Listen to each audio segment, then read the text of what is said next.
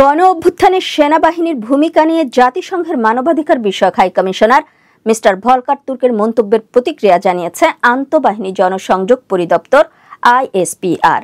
10 March সোমবার ISPR থেকে পাঠানো এক বিবৃতিতে বলা হয়েছে, সম্প্রতি বিবিসির সাক্ষাৎকার ভিত্তিক অনুষ্ঠান হার্ড টকে গত বছরের জুলাই-আগস্ট মাসে ছাত্র জনতার গণ অভ্যুত্থানে বাংলাদেশ সেনাবাহিনীর ভূমিকা সম্পর্কে জাতিসংঘের মানবাধিকার বিষয়ক হাই কমিশনার মিস্টার ভলকার তুর্কের মন্তব্য নিয়ে বিভিন্ন গণমাধ্যমে একটি সংবাদ প্রচার করা হয়।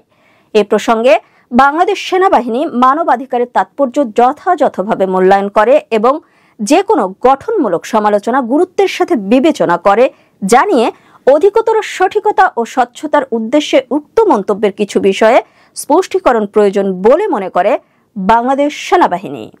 বিবৃতিতে জানানো হয়েছে, গণ অভ্যুত্থানের সময় বাংলাদেশ সেনাবাহিনী জাতিসংঘের মানবাধিকার বিষয়ক হাই কমিশনার থেকে এ বিষয়ে কোনো ইঙ্গিত কিংবা বার্তা সম্পর্কে অবগত নয়।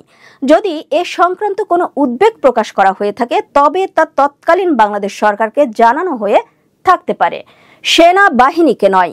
বাংলাদেশ সেনাবাহিনী জাতীয় নিরাপত্তা নির্দেশিকা অনুযায়ী কাজ করে এবং সর্বদা আইনের শাসন ও মানবাধিকার নীতির প্রতি শ্রদ্ধাশীল। তবে মিস্টার ভলকার তুর্কের মন্তব্য কিছু মহলের মাধ্যমে ভুলভাবে উপস্থাপিত হচ্ছে, যা সেনাবাহিনীর ভূমিকা সম্পর্কে ভ্রান্ত ধারণা সৃষ্টি এবং এর পেশাদারিত্বকে প্রশ্নবিদ্ধ করতে পারে। আরও বলা হয়, নিরপেক্ষতা ও সততার মহান ঐতিহ্য ধারণ করে বাংলাদেশ সেনাবাহিনী সর্বদা জনগণের পাশে থাকতে প্রতিশ্রুতিবদ্ধ।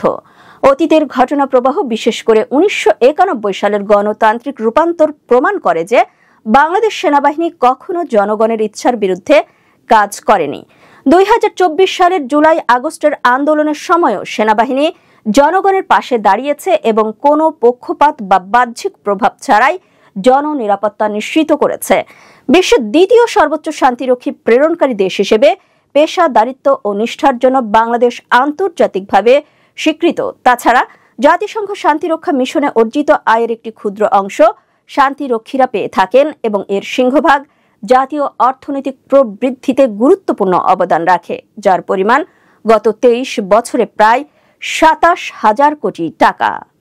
আইএসপিআর এর বিবৃতিতে আরও বলা হয়, বাংলাদেশ সেনাবাহিনী জাতিসংঘের মানবাধিকার বিষয়ক কমিশনের সাথে দীর্ঘদিনের সুসম্পর্ককে গুরুত্বের সাথে মূল্যায়ন করে এবং দেশের জনগণ ও আন্তর্জাতিক সম্প্রদায়ের প্রতি দায়িত্ব পালনের সর্বদা অঙ্গীকারাবদ্ধ।